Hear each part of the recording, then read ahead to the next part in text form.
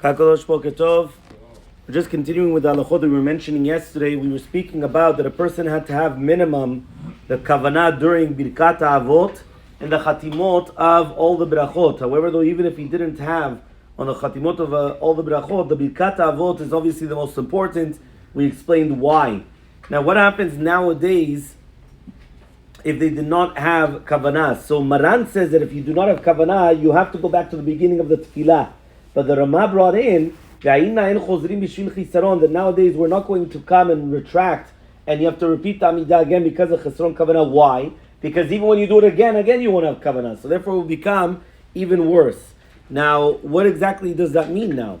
So they come and they say as follows. First of all, somebody that always has kavanah in the Birkat Avot, he always has kavanah, at least in the first beracha, and now he's going to be traveling, so he knows he's not going to have kavanah. So if he's going to wait until the end of the Nesiyah, he won't have the time of the tefillah, which means that the time of the tefillah will already pass.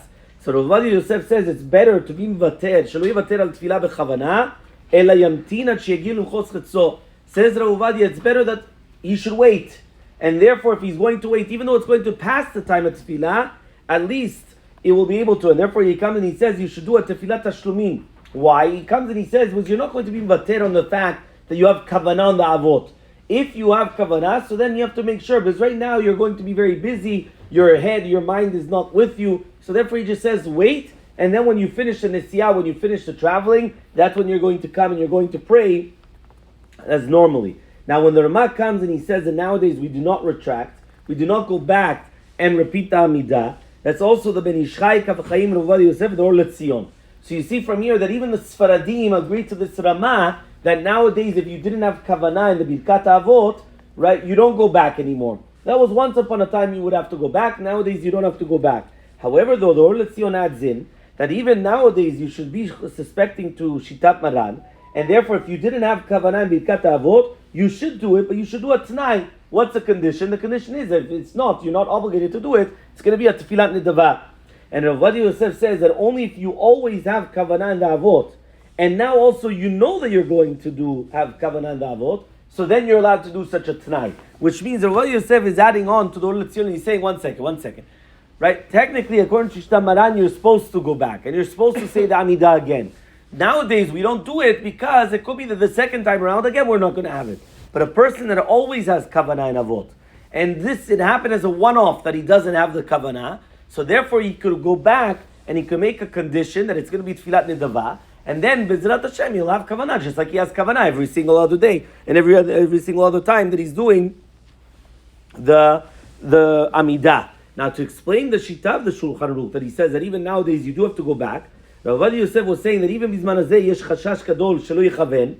Nevertheless, he says, right, that not every single time it's going to happen such a thing. So therefore he says that it could be that Be'ezrat Hashem the second time around you'll try to make it up, so be'emet you will have kavanah. Sometimes when people make it up afterwards, they have such a guilty conscience, so therefore the second time around they will have that kavanah. So that was the shita of the Shulchan Aruch, why he says, right, that you will have it. Now b'diavad, another interesting case, what happens if you had kavanah in the Avot in the beginning and also in the end, but not in the middle? Which means at the beginning, Baruch Atah Hashem, you had the kavanah. In the middle there, you took a flight to somewhere else, right? And all of a sudden you came back for Baruch Atah Hashem Magen Avraham. So you had the beginning part, you had the end part, but the middle you did not have kavanah. So here it says, the Or Letzion says, even if you didn't have kavanah in the rest of the Tevot, Yatzai Yedei Chovato Lechol HaDeot, because b'diavad, even if you didn't say these words, you'd say the Chovah. Which means the main part is going to be the beginning and the end, even if in the middle you didn't have kavanah in the middle here, right? At least you did have kavanah for the avot, which is basically the main part of the avot. So again, obviously this is a b'diavad situation post factum. However, though, it is important to remember that a person should never give up hope if he doesn't have kavanah, because many times, even if he started Amidah properly, and the Hashem Sefatai Tiftach was very good, and he starts Baruch Atah Hashem, and all of a sudden and then he remembers, and then he goes back to Baruch Atah Hashem Magen Avraham, he at least was Yisei Chovah according to all opinions. A person shouldn't just say, okay, you know what, I already missed the Avot, or I missed something, so then forget about it. No, you should have kavanah in order to be Yisei Chovah according to all opinions.